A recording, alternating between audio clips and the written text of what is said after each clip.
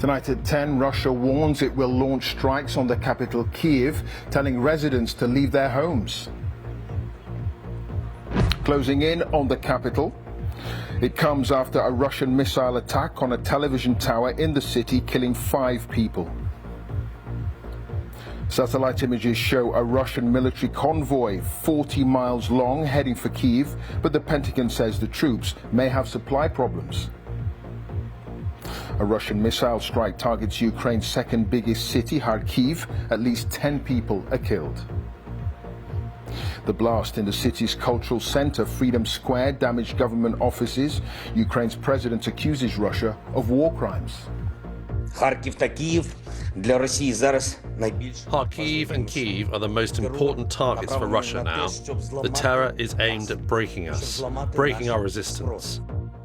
Yes, we'll also have the latest on opinion on the streets of Moscow and the surging flow of Ukrainian refugees heading for Poland. Thousands are waiting in sub-zero temperatures, hoping to board trains or crowding the roads leading to the border. Boris Johnson has been visiting Poland and Estonia. He was challenged by a Ukrainian woman angry that NATO is not enforcing a no-fly zone. NATO is not willing to defend because NATO is afraid of World War III, but it is already started.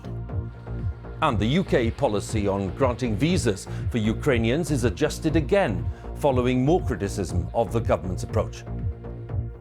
And stay with us on BBC News for continuing coverage and analysis from our team of correspondents in the UK and around the world.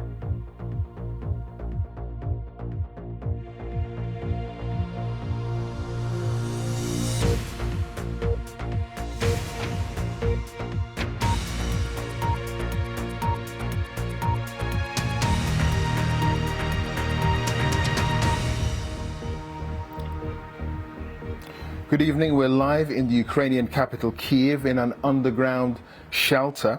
Russian forces are closing in on the city, and in the coming days, troops could cut off water supplies. They could affect food supplies and other essential supplies for close to around 3 million people here. Now, satellite images show a vast Russian military convoy, something like 40 miles long, heading on the northern approach road to the capital here.